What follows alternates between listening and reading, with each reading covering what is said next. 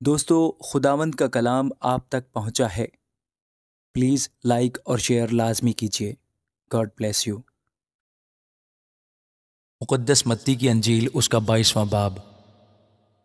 اور یسوع پھر ان سے تمثیلوں میں کہنے لگا کہ آسمان کی بادشاہی اس بادشاہ کی مانند ہے جس نے اپنے بیٹے کی شادی کی اور اپنے نوکر کو بھیجا کہ بلائے ہوئوں کو شادی میں بلا لائیں، مگر انہوں نے آنا نہ چاہا۔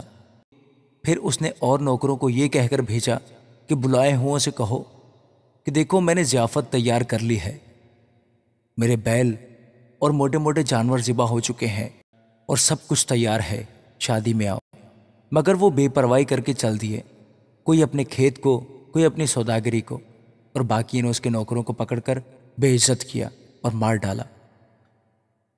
بادشاہ غضبناک ہوا اور اس نے اپنا لشکر بھیج کر ان خونیوں کو ہلاک کر دیا اور ان کا شہر جلا دیا۔ تب اس نے اپنے نوکروں سے کہا کہ شادی کی ضیافت تو تیار ہے، مگر بلائے ہوئے لائق نہ تھے، بس راستوں کے ناکوں پر جاؤ اور جتنے تمہیں ملیں شادی میں بلا لاؤ۔ اور وہ نوکر باہر راستوں پر جا کر جو نہ ملے، کیا برے کیا بھلے، سب کو جمع کر لائے، اور شادی کی محفل مہمانوں سے بھر گئی۔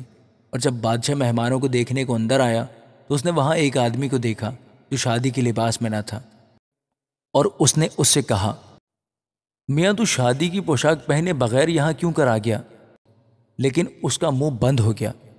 اس پر بادشاہ نے خادموں سے کہا، اس کے ہاتھ پاؤں باندھ کر باہر اندھیرے میں ڈال دو، وہاں رونا اور دانت پیسنا ہوگا، کیونکہ بلائے ہوئے بہت ہیں مگر برگزیدہ تھوڑے۔ اس وقت فریسیوں نے جا کر مشورہ کیا کہ اسے کیوں کر باتوں میں پھنسائیں۔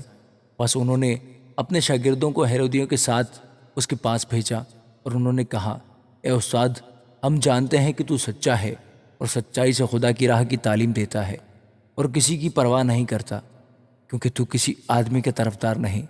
بس ہمیں بتا، تو کیا سمجھتا ہے، قیصر کو جزیت دینا روا ہے یا نہیں؟ یسوع نے ان کی شرارت جان کر کہا، اے ریاکارو، مجھے کیوں آزماتے ہو؟ جزیہ کا سکہ مجھے دکھاؤ۔ وہ 1 دینار اس کے پاس لائے۔ اس نے ان سے کہا، یہ صورت اور نام کس کا ہے؟ انہوں نے اس سے کہا، قیصر کا۔ اس پر اس نے ان سے کہا، پس جو قیصر کا ہے قیصر کو، اور جو خدا کا ہے خدا کو ادا کرو۔ انہوں نے یہ سن کر تعجب کیا اور اسے چھوڑ کر چلے گئے۔ اسی دن صدوقی جو کہتے ہیں کہ قیامت نہیں ہوگی اس کے پاس آئے اور اس سے یہ سوال کیا، اے استاد، موسیٰ نے کہا تھا کہ اگر کوئی بے اولاد مر جائے تو اس کا بھائی اس کی بیوی سے بیاہ کر لے اور اپنے بھائی کے لیے نسل پیدا کرے۔ اب ہمارے درمیان 7 بھائی تھے اور پہلا بیاہ کر کے مر گیا، اور اس سبب سے کہ اس کے اولاد نہ تھی اپنی بیوی اپنے بھائی کے لیے چھوڑ گیا۔ اسی طرح دوسرا اور تیسرا بھی 7ویں تک۔ سب کے بعد وہ عورت بھی مر گئی۔ بس وہ قیامت میں ان 7 میں سے کس کی بیوی ہوگی، کیونکہ سب نے اس سے بیاہ کیا تھا۔ یسوع نے جواب میں ان سے کہا کہ تم گمراہ ہو، اس لیے کہ نہ کتاب مقدس کو جانتے ہو نہ خدا کی قدرت کو، کیونکہ قیامت میں بیاہ شادی نہ ہوگی، بلکہ لوگ آسمان پر فرشتوں کی مانند ہوں گے۔ مگر مردوں کے جی اٹھنے کی بابت جو خدا نے تمہیں فرمایا تھا، کیا تم نے وہ نہیں پڑھا کہ میں ابراہیم کا خدا اور اسحاق کا خدا اور یعقوب کا خدا ہوں؟ وہ تو مردوں کا خدا نہیں بلکہ زندوں کا ہے۔ لوگ یہ سن کر اس کی تعلیم سے حیران ہوئے، اور جب فریسیوں نے سنا کہ اس نے صدوقیوں کا منہ بند کر دیا تو وہ جمع ہو گئے، اور ان میں سے ایک عالم شرع نے آزمانے کے لیے اس سے پوچھا، اے استاد، توریت میں کون سا حکم بڑا ہے؟ اس نے اس سے کہا کہ خداوند اپنے خدا سے اپنے سارے دل اور اپنی ساری جان اور اپنی ساری عقل سے محبت رکھ، بڑا اور پہلا حکم یہی ہے، اور دوسرا اس کی مانند یہ ہے کہ اپنے پڑوسی سے اپنے برابر محبت رکھ۔ انہی 2 حکموں پر تمام توریت اور انبیاء کے صحیفوں کا مدار ہے۔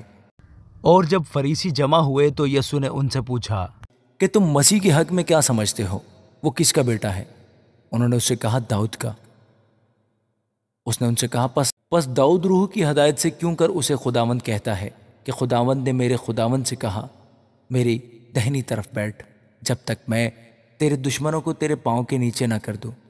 بس جب داؤد اس کو خداوند کہتا ہے تو وہ اس کا بیٹا کیوں کر ٹھہرا؟ اور کوئی اس کے جواب میں ایک حرف نہ کہہ سکا، اور نہ اس دن سے پھر کسی نے اسے سوال کرنے کی جرت کی۔ آمین۔